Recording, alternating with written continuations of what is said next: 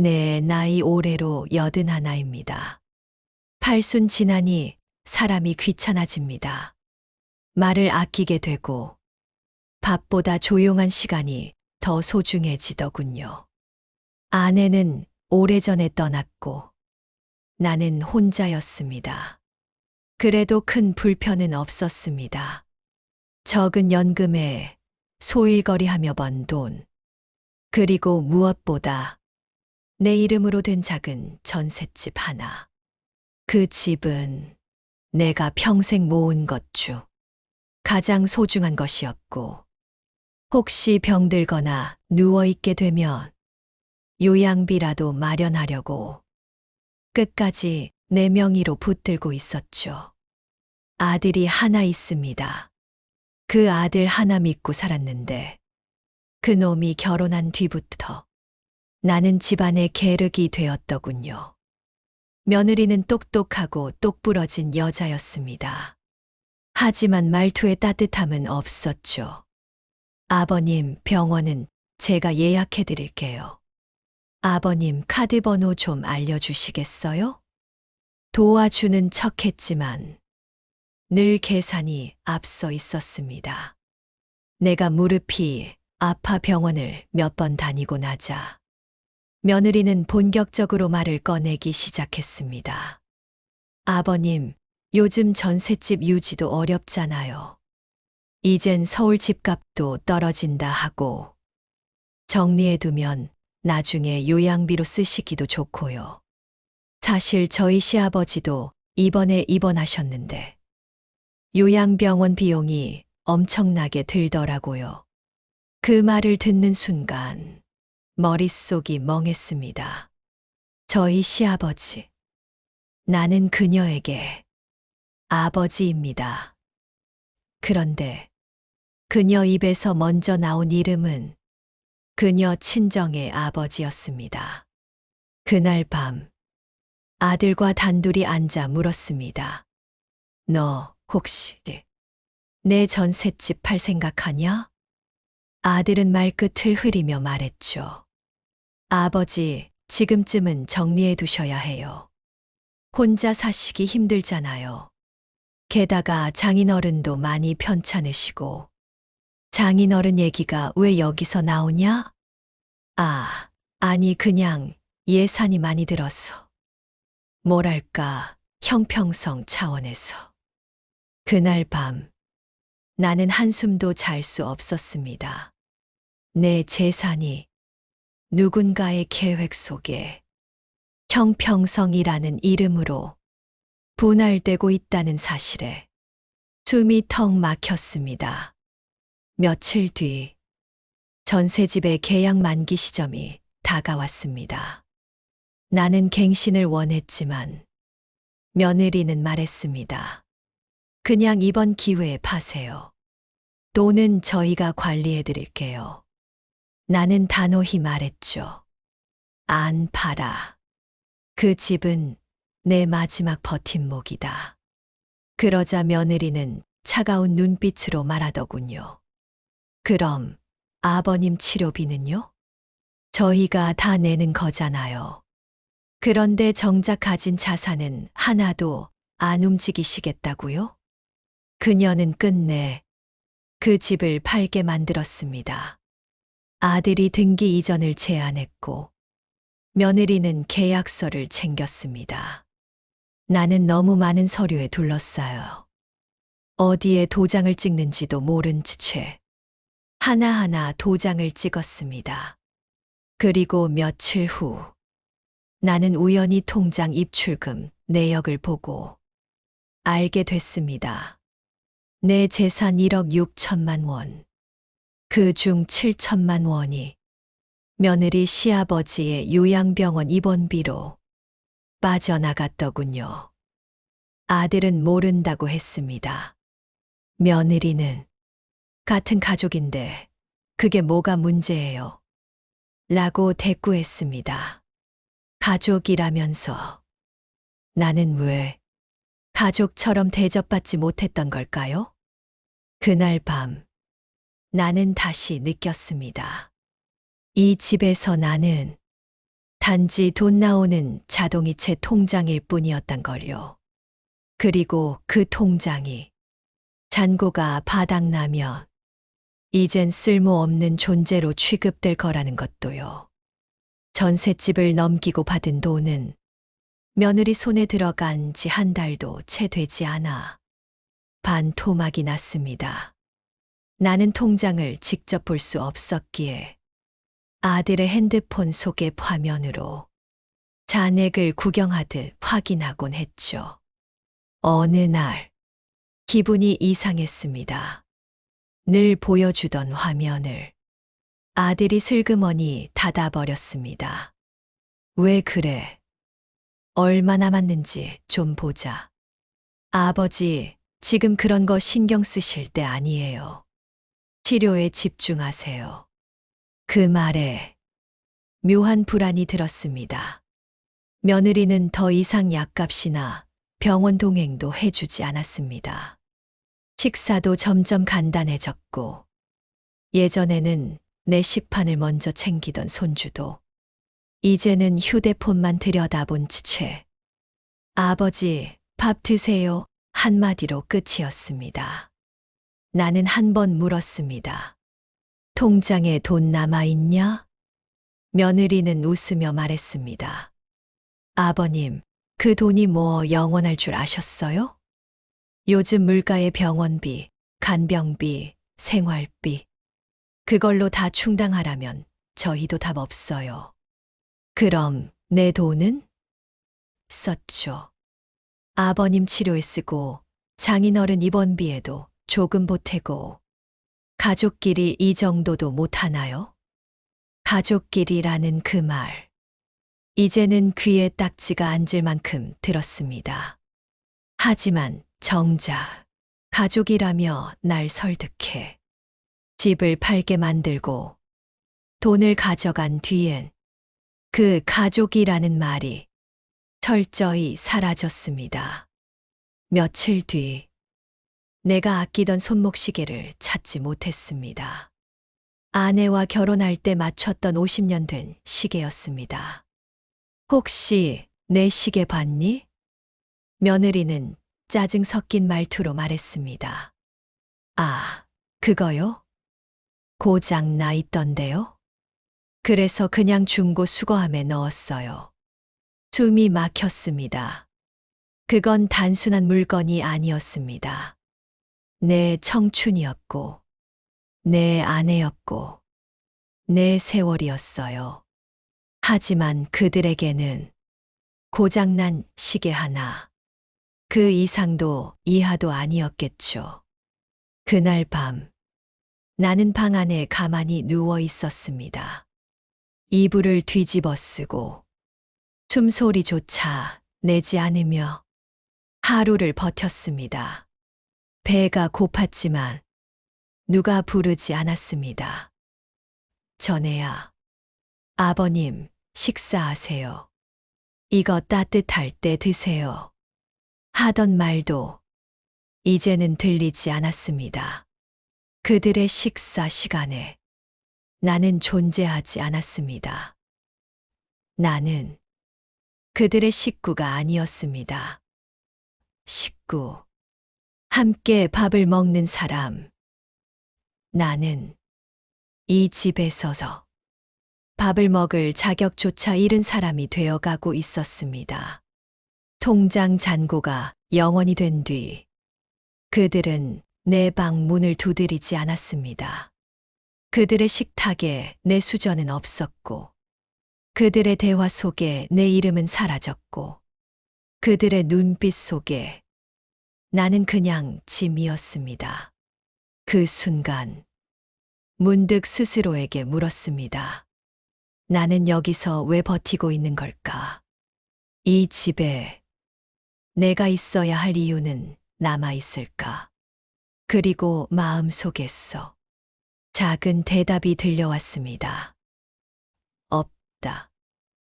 이젠 내가 나를 데리고 이 집을 떠나야 할 때가 온 겁니다. 그날 새벽, 온몸이 너무 추웠습니다. 이불을 덮었는데도 손끝과 발끝이 얼음장 같았죠. 하지만 더 추웠던 건 내가 처한 현실이었습니다. 나를 부르지 않는 식탁, 내 소지품이 하나둘 사라지는 방, 그리고 이제는 인사조차 하지 않는 가족들.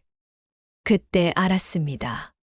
이 집에 더 있다간 정말로 죽겠다.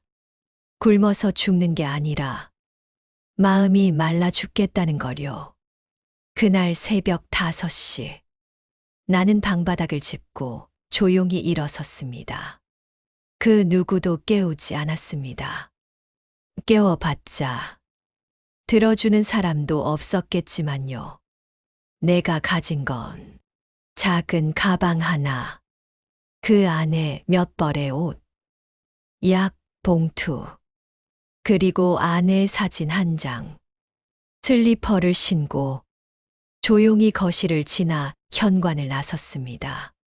거실 벽에 걸린 가족 사진이 내 눈에 들어왔습니다. 아내와 아들, 며느리, 그리고 손주. 나는 거기에도 있었지만 이제는 그 어디에도 없는 사람이 되어 있었죠. 문을 조심히 닫고 단 한 번도 돌아보지 않았습니다. 그렇게 나는 내가 낳은 집에 있어서 쫓겨난 것도 떠난 것도 아닌 스스로를 데리고 나온 겁니다. 밖은 아직 캄캄했습니다. 새벽 찬 공기가 뺨을 때렸지만 그건 되레 나를 깨웠습니다. 그래, 살아있구나. 이젠 내 발로 걷는 거야. 그날 나는 갈 곳이 없었습니다. 지금 와서 친구 집을 찾을 면목도 없었고, 형제는 모두 떠난 지 오래였죠. 그래도 다행이었습니다. 10년 전 함께 일하던 지인의 이름이 문득 떠올랐습니다. 공중전화 부스에서 번호를 눌렀습니다. 떨리는 손으로 수화기를 귀에 갖다 댔습니다. 다행히 그 사람은 내 이름을 기억하고 있었습니다. 형님, 와, 아직 살아계셨군요. 당연히 오셔야죠. 일단 오세요. 따뜻한 밥은 드릴 수 있어요. 그 말 한마디에 눈물이 왈칵 쏟아졌습니다. 내 이름을 불러주는 사람, 오셔야죠라고 말해주는 사람. 그게 그렇게 가슴을 때릴 줄 몰랐습니다. 나는 작은 찜질방에서 지인의 배려로 며칠 묵게 되었습니다. 처음엔 어색했습니다. 자식 집에 있다가 찜질방에서 자다니 내가 이렇게까지 살아야 하나 싶었습니다. 하지만 그곳엔 불도 꺼지지 않았고 TV 소리를 줄이라는 사람도 없었습니다. 그리고 무엇보다 전기 차단기를 내리는 사람은 없었습니다. 나는 그곳에서 처음으로 살아있음을 느꼈습니다. 비록 초라한 시작일지라도 이제 나는 다시 나로서 사는 법을 찾아야 했습니다. 나를 지키기 위해, 나를 버리는 가족에게, 더는 내 시간을 쏟지 않기 위해. 그리고 그 첫걸음이 바로 그 새벽의 탈출이었습니다. 찜질방 생활은 생각보다 나쁘지 않았습니다. 뜨끈한 방바닥, 한 끼 5,000원짜리 김치찌개 백반, 무릎 아래 덮는 전기담요. 그 모든 것이 며느리와 아들의 집보다 훨씬 더 따뜻했습니다. 그곳에서 지낸 지 일주일쯤 되었을 때였습니다. 지인의 휴대폰으로 전화가 왔습니다. 아들이었습니다. 아버지, 지금 어디세요? 며칠째 연락이 안 돼서 걱정했어요. 걱정이요. 나는 웃음이 났습니다. 걱정하는 사람이 누군가의 전셋집을 자기 장인 요양비로 쓸 수 있나요? 나는 짧게 대답했습니다. 잘 지내고 있다. 아버지, 그러지 말고 집에 오세요. 며느리도 많이 반성했어요. 다 오해였대요. 오해. 그 한마디에 온몸이 차가워졌습니다. 오해로 내 집을 넘기고 내 통장을 다 비우고 내 시계를 버릴 수 있냐? 수화기 너머로 아들은 아무 말도 하지 못했습니다. 그리고 그날 저녁 며느리에게 문자 한 통이 왔습니다. 아버님, 죄송합니다. 솔직히 처음엔 너무 억울했어요. 제가 뭘 그렇게 잘못했나 싶었죠. 하지만 요즘 들어 생각해보니 너무 이기적이었던 것 같아요. 그 돈이 내 아버지 병원비가 아니라 아버님 자신을 위한 것이었단 걸 이제야 알았습니다. 돌아오시면 정말 잘 모실게요. 진심입니다. 나는 그 문자를 3번쯤 읽었습니다. 그리고 답장 대신 지웠습니다. 죄송하다는 그 말에 미안함보다는 차라리 자기 합리화가 느껴졌기 때문이었습니다. 그녀는 후회하지 않았습니다. 그저 상황이 바뀌자 말투를 바꿨을 뿐이었습니다. 그게 진심이든 아니든 이제 나에겐 그 마음을 확인할 필요조차 없었습니다. 며느리와 아들, 그들은 내가 가진 것을 원했고 그걸 다 가져간 뒤 내 존재를 지웠습니다. 사람이 밥을 안 주면 배가 고프고 말을 안 하면 외로워집니다. 그런데 존재 자체를 지워버리면 그건 사람이 아니라 물건처럼 취급받는 겁니다. 나는 이제 그런 취급을 다시 받지 않기로 했습니다. 며느리의 진심 문자는 내 마음을 움직이기에 너무 늦었습니다. 나는 찜질방에서 지내다 지인의 도움으로 작은 고시원 방 하나를 구했습니다. 창문 하나 없고 복도엔 라면 냄새가 진동하지만 이 방에선 누구도 내 전기 코드를 뽑지 않았고 누구도 내 약봉지를 함부로 치우지 않았으며 무엇보다 누구도 내 기억을 버리지 않았습니다. 며느리는 끝까지 후회하지 않았습니다. 그저 상황을 되돌리려 했을 뿐이었습니다. 그리고 나는 끝까지 용서하지 않았습니다. 그건 미움이 아니라 존엄이었습니다. 누구든 나를 사람처럼 대하지 않았던 사람을 굳이 이해할 필요는 없습니다. 그게 가족이든 피부치든 심지어 자식이든 말입니다. 나는 지금 내가 다시 만든 이 좁은 방에서 작게 그리고 단단하게 살아갑니다. 세상이 나를 버리더라도 내가 나를 버리지 않는 한 아직 늦은 인생은 없다는 걸 이제야 알았습니다. 고시원 방.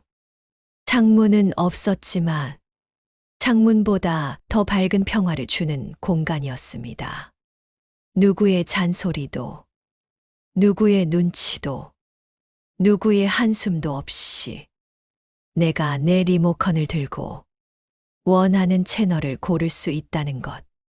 그게 이렇게 큰 자유라는 걸 이 나이에 처음 알게 됐습니다. 노후는 원래 힘들다. 나이 들면 외롭다. 자식 없으면 서럽다. 많은 이들이 그렇게 말합니다. 하지만 내가 살아보니 노후는 비참해서가 아니라 비참하게 만드는 사람들 곁에 있기 때문이었습니다. 밥을 먹고도 죄인처럼 눈치를 보게 만드는 가족, 돈이 떨어지자 존재를 지운 며느리, 말 한마디로 부모의 인생을 가격한 자식. 그런 사람들과 함께 있는 한 어떤 노후도 아름다울 수 없습니다. 나는 그들과의 인연을 하나씩 정리했습니다.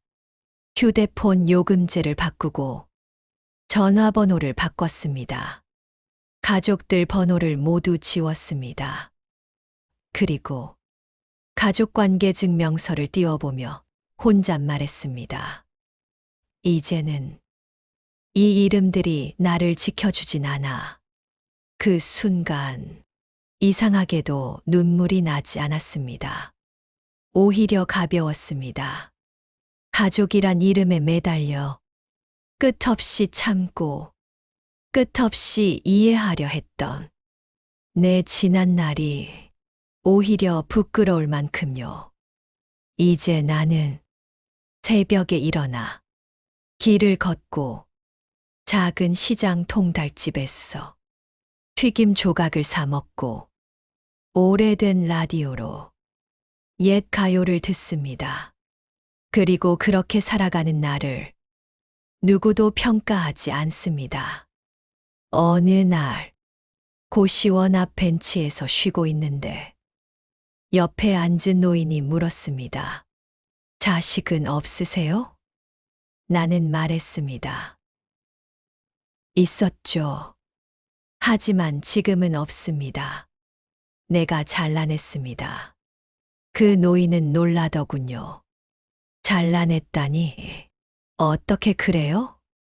나는 조용히 웃으며 말했습니다. 나를 사람처럼 대하지 않는 사람은 내 인생에서 잘라내도 됩니다. 그게 자식이든 부모든 누구든요. 그 말은 내가 수백 번 마음속으로 연습해왔던 문장이었습니다.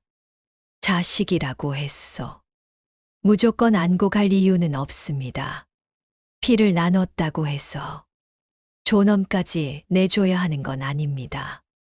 나는 내 삶의 마지막을 감사로 끝내고 싶습니다. 누군가에게 끌려가듯, 밀려가듯 살지 않고 내가 선택한 사람들과 내가 허락한 순간만 남기고 떠나고 싶습니다. 노후가 비참하냐고요? 아닙니다. 잘못된 사람을 잘라내면 그 순간부터 노후는 평화로워집니다.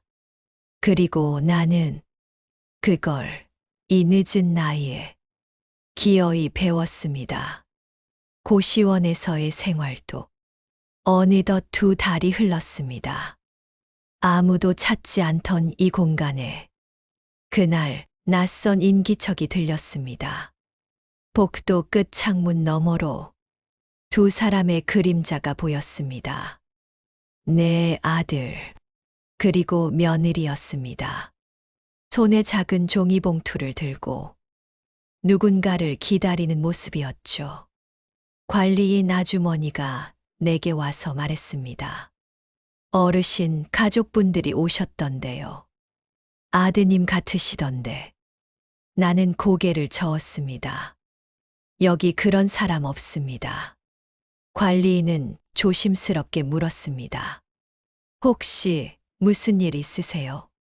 나는 한참을 말없이 있다가 조용히 웃으며 대답했습니다. 아니요. 이제 그 사람들은 내 인생에서 지운 사람들이에요. 잠시 뒤 복도에서 조용히 내 이름을 부르는 낯익은 목소리가 들렸습니다. 아버지 계세요? 나는 문 앞에서 그 소리를 가만히 들었습니다. 아버지, 문 좀 열어주세요. 할 얘기 있어요. 할 얘기. 그 많은 말들이 오갔던 시간. 정작 나를 위한 말 한마디는 없었던 사람들.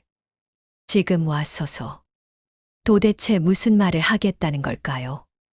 그 순간 문 앞에 작은 그림자가 또 하나 생겼습니다. 며느리였습니다. 그녀는 조용히 말했습니다. 아버님, 그동안 죄송했어요. 이젠 정말 다 내려놓고 사세요. 돈도 마음도 그냥 집에 오세요. 내가 그 말을 기다렸다고 생각했을까요? 아니면 그 말 한마디면 모든 게 해결될 거라 믿었을까요? 나는 문 안쪽에서 조용히 말했습니다. 그 집 내가 팔라고 했니? 아니요. 그 돈 내가 내 장인 쓰라고 했니? 그건 상황이. 그리고 내가 그 집 떠날 때 내가 붙잡았니? 침묵. 말 없는 침묵. 그게 그들 진심이었습니다. 나는 마지막으로 말했습니다. 이제 그만 가라. 나는 다시 그쪽으로 돌아갈 일 없다. 여기서 나는 비로소 사람 대접받으며 산다. 내 삶에 들어올 수 있는 문은 이제 닫았다. 그 말과 함께 문을 천천히 잠갔습니다. 철컥. 그 소리가 내 지난 인생의 수많은 모욕, 수치, 배신에 내리는 단호한 마침표였습니다. 그날 밤, 창문도 없는 고시원 방 안에서 나는 처음으로 가슴 깊은 곳에서 숨을 내쉴 수 있었습니다. 이제 그 누구도 내 삶에 들어오지 않습니다. 내가 허락하지 않는 한, 그리고 그 누구도 내 존엄을 흔들 수 없습니다. 내가 지키기로 마음먹었으니까요. 노후는 외로워서 비참한 게 아닙니다. 나를 존중하지 않는 사람 옆에 있을 때 비참해지는 겁니다. 나는 늦게 배웠습니다. 하지만 늦게라도 배웠기에 이제야 제대로 살아가는 겁니다. 그 문은 닫혔지만 내 인생은 지금 막 다시 열렸습니다. 지금 이 이야기를 듣고 계신 당신, 혹시 누군가에게 침묵을 강요당하고 있진 않으신가요? 자신을 너무 오래 희생한 건 아닌가요? 그렇다면 이야기 속 주인공처럼 한 번쯤은 아니요라고 말해보셔도 됩니다. 가족이라는 이름에 묶이지 않고 존엄이라는 이유로 당신의 삶을 지켜내시길 바랍니다. 좋아요와 구독, 알림 설정은 더 많은 이야기들이 세상에 퍼질 수 있도록 큰 힘이 됩니다. 들어주셔서 감사합니다.